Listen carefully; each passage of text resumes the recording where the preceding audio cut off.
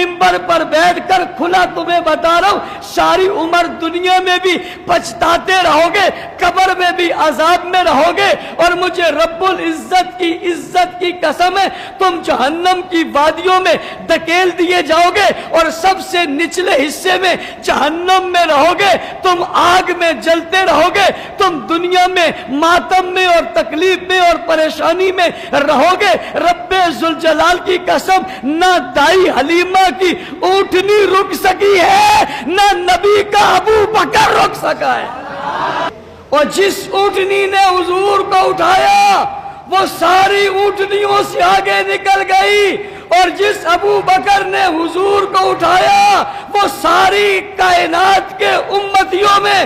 آگے نکل گئے۔ یہاں بھی مد مقابل کوئی نہیں اور وہاں بھی مد مقابل کوئی نہیں۔